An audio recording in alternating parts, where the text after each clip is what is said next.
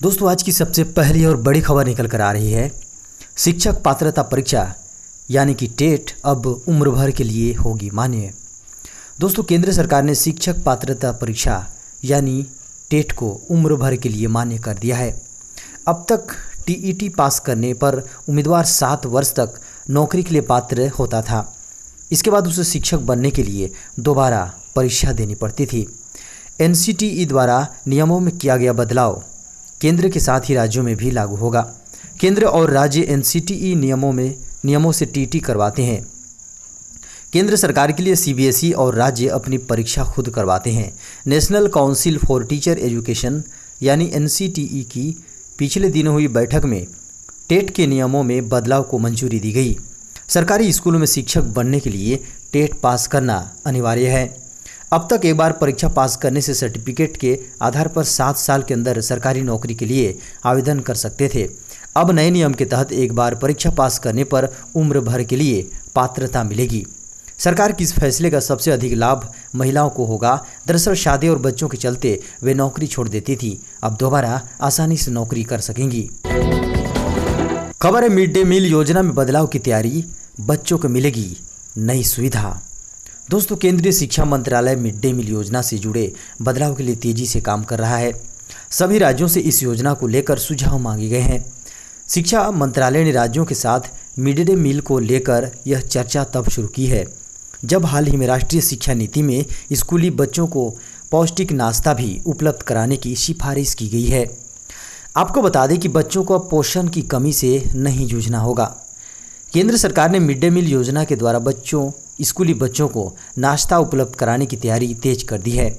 इसके तहत स्कूलों में अब प्री प्राइमरी से ही बच्चों को नाश्ता और खाना मिलेगा। अब पूरी योजना की नए सिरे से समीक्षा भी की जाएगी। ऐसा माना गया है कि स्कूलों में अभी बड़ी संख्या में बच्चे नाश्ता करके नहीं आते हैं। ऐसे में यदि बच्चों को नाश्ता दिया जाता है तो सेहत सुधरने के साथ ही इनका स्कूल से जुड़ाव भी बढ़ेगा। खबर है, 2 से 3 दिन में मानसून झारखंड से हो सकता है वापस, मिलने लगे हैं वापसी के संकेत। दोस्तों, 22 अक्टूबर से एक बार फिर बंगाल की खाड़ी में कम दबाव का क्षेत्र बन रहा है, जिसके कारण मानसून के वापस होने की उम्मीद इसके बाद ही संभव है। बंगाल की खाड़ी में बनने वाले निम्न दबाव का असर 5 राज्यों में पड़ता है। इसमें पश्चिम बंगाल, बिहार, झारखंड, मध्य प्रदेश और ओडिशा का कुछ हिस्सा है। यही कारण है इन राज्यों में मानसून की वापसी नहीं हुई। मानसून की वापसी के साथ ही हवा का रुख बदल जाता है। अभी इन राज्यों में खाड़ी से मैदानी हिस्सों में हवा चल रही है। जैसे ही मानसून वापस हो जाएगा, हवा का रुख पहाड़ी से मैदानी हिस्सों में हो जाएगा।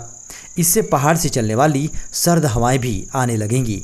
इसका एहसास अगले सप्ताह में हो सकता है। खबर है, यूपी, बिहार, झारखंड के रेल यात्रियों के लिए बड़ी खुशखबरी, शुरू होगी पैसेंजर ट्रेन।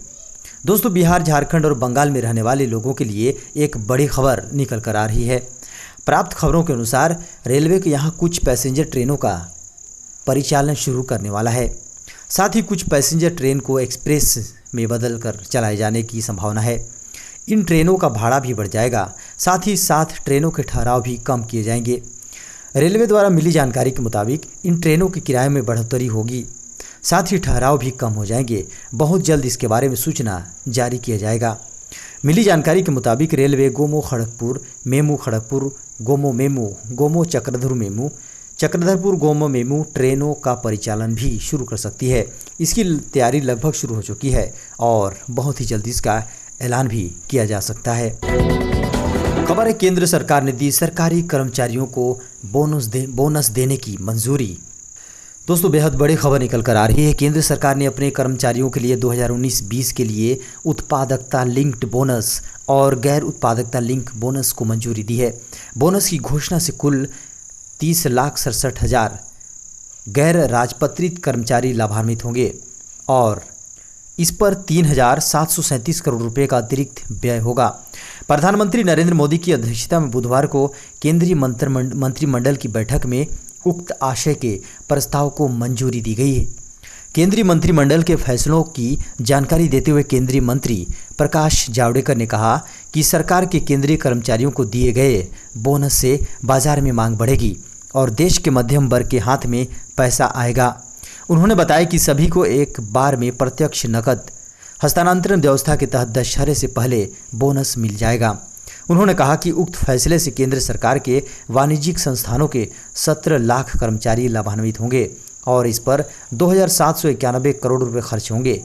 13 लाख कर्मचारियों को गैर उत्पादकता लिंक बोनस दिया जाएगा, जिस पर 906 करोड़ रुपए खर्च होंगे। खबर है अब इस कंपनी की पटरी पर दौड़ेगी ट्रेनें, भारतीय रेलवे ने दी मंजूरी। दोस्तों, भारतीय रेलवे ने Jindal steel and power limited द्वारा विकसित रेल पटरी की नई श्रेणी को मंजूरी दे दी है। कंपनी ने हाई स्पीड और हाई एक्सेल लोड एप्लीकेशंस के लिए रेल पटरी की नई ग्रेड का विकास किया है।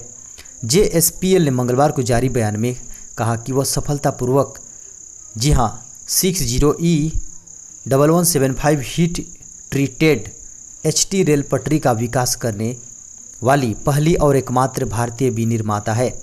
यह रेल पटरी तेज गति और हाई एक्सेल लोड एप्लीकेशंस के लिए अनुकूल है। रेलवे बोर्ड के तहत काम करने वाले research designs and standard organisation यानी RDSO ने JSPL द्वारा विकसित रेल पटरी की नई श्रेणी को मंजूरी दे दी है। कंपनी ने कहा कि भारतीय रेलवे अपनी ट्रैक प्रणाली को 200 किलोमीटर प्रति घंटे की रफ्तार पर हाई एक्सेल लोड के अनुकूल बना रही है। रेलवे को सालाना 18 लाख 1175 रेल की ज़रूरत होगी।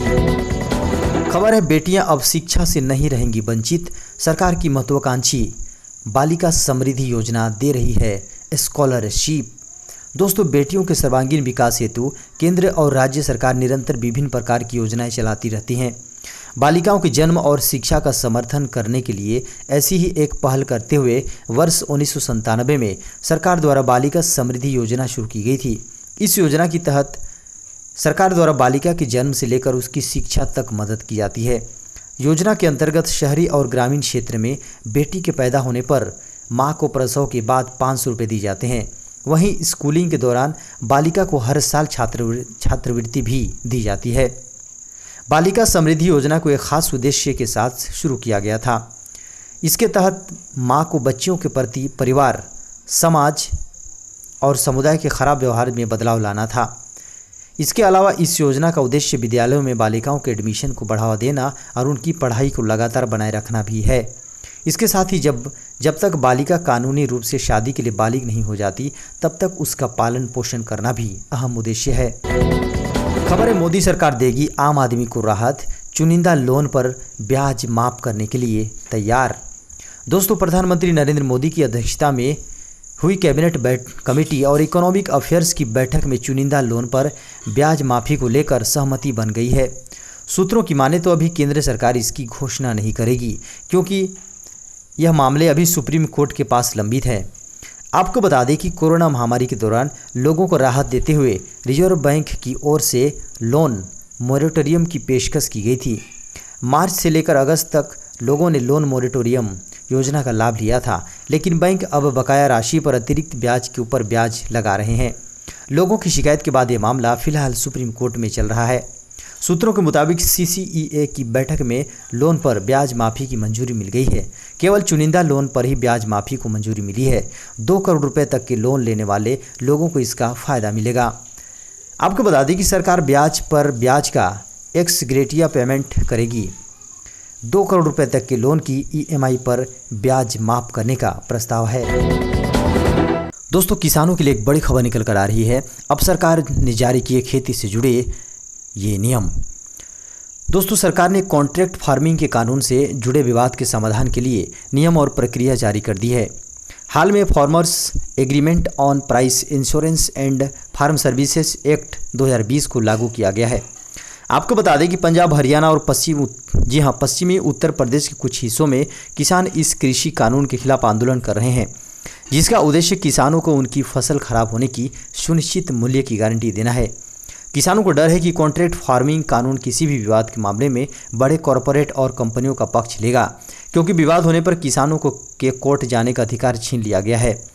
विवाद का समाधान SDM और DM के ही हाथ में होगा, जो सरकार की कठपुतली है। इस आशंका को खारिज करते हुए कृषि मंत्रालय के एक अधिकारी ने कहा कि कृषि कानून किसानों के हित के लिए बनाए गए हैं।